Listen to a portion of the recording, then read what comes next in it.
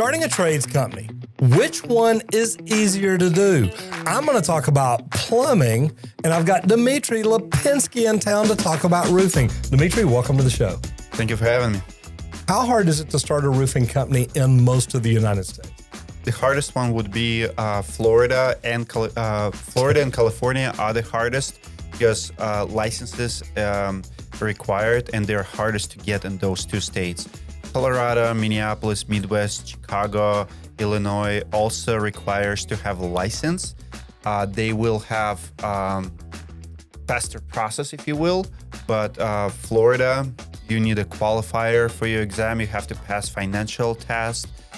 They look at your income. If you have money in Atlanta, will be pretty difficult to become a general contractor. Roofer, you don't have to, but if you want to be GC, you'll have to have good financial record, money in the bank.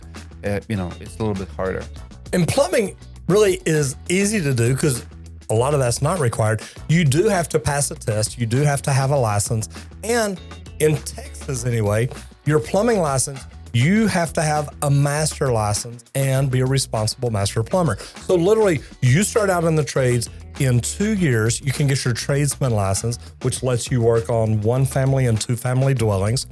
2 more years to get your journeyman license, which means you can work on multifamily, industrial. Now you can work on anything plumbing.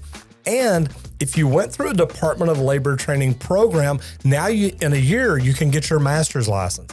If you didn't, you've got to wait 4 more years to get your license. So it could take 8 years to get your master license in Texas before you can start your own business.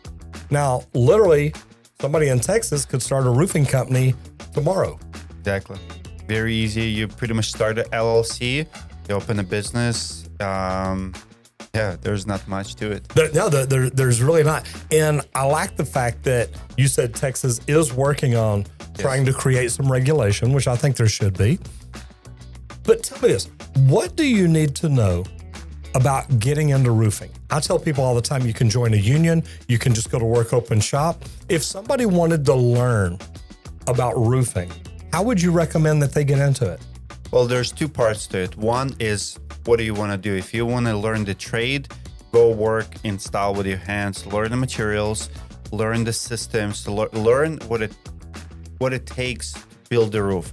Ventilation, insulation, because it's not just shingles. It's not like installing the floor, putting a couple boards or a couple shingles together. There's a little science behind, each roof, ventilation, intake, stuff like that.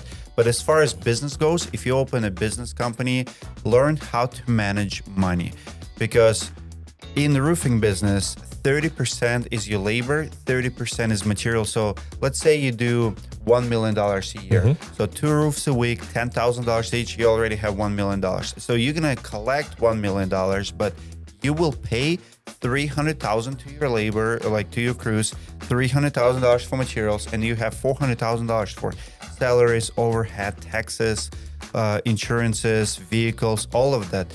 Sounds like a lot of money. It's not. You have to be really good money manager.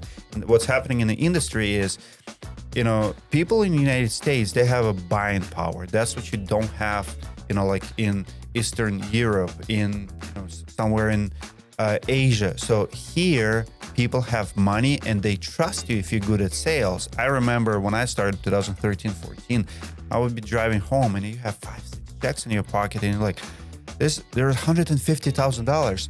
So if you're a young kid, let's say you're 22 years old and you knock doors and you sell 10 jobs and each check is $10,000. Now you have $100,000. Well, realistically speaking, profit-wise, after you complete all the job, you only have $10,000, if that.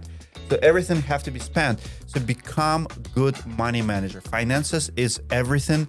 Download QuickBooks, learn and master QuickBooks. You need to know where money is going because you collecting 50% down. It's the money that you're collecting at the beginning, it's your liabilities. And unfortunately, it's not all your labor. Once you mismanaged money, now you own your supplier, now you owe crews. And if you buy that car, truck too early, if you buy that boat for yourself you always dreamed of because you deserve it, you work hard, now you're going to be in a hole. And that's why so many roofing companies, I mean, we have a lot of scandals. We have companies who are doing $50-60 million and they go out of business. We actually have a company here in Dallas, filed bankruptcy. They owe $300,000-400,000. They were doing like a lot, but they can't pay their bills. They filed bankruptcy. And here's the thing, and Dmitry's right. It does not matter what kind of business you start. You've got to understand money, and you've got to understand it from the very beginning. You don't just assume, hey, I brought in $1,000 today. I've got $1,000 to spend, especially if you have plumbers working for you, if you have office staff, a receptionist, anything at all like that. You've got overhead, you've got insurance, you've got bills to pay. Remember that from the very beginning.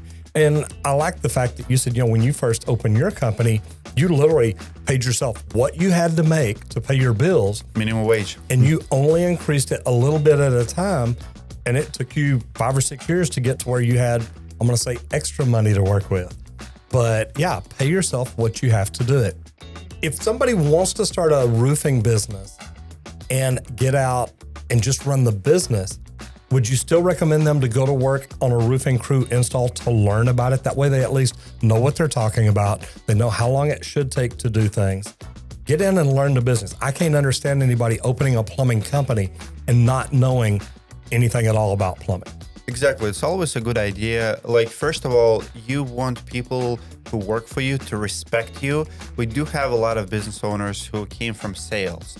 We came from management. Like, you don't necessarily have to have a big experience installing, but you have to be around job sites a lot. When I started a business, it was important to me, like, to make deliveries, to spend time with the crews, to do stuff together. Like, they want you as an owner to be invested. They want to know that you could do the job if you have to. No one respects the business owner who is not willing to work.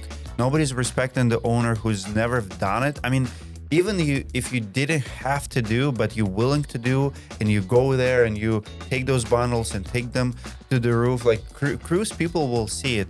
I remember after 3-4 years, my managers were telling me that first couple of years, I was doing everything. I wear every hat. I was dropping trailers in the morning, materials. I was doing sales.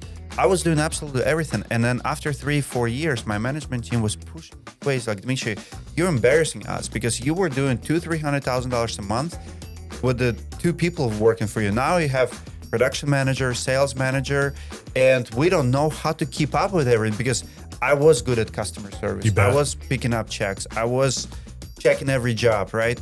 So placing all the orders, all of it, like, you have to be the hardest working person in your organization, lead by example, and pay yourself less. Less. Like Simon Sinek has a book, Leaders Eat Less. Absolutely. It's so true. You should outwork everyone and you should get paid less, and hopefully you'll make it. Dmitry, where can people get in touch with you at? YouTube, Roofing Insights. I mean, just type in roofer roofing. How to start a roofing business, you'll see my face all over the place. I love that. Guys, this has been great. Do me a favor, leave me a comment down below and let me know what you think. Have you ever thought about opening your own company? And if so, what type? If it's roofing, definitely check out Dmitry. And if you love this, you'll definitely enjoy the next video.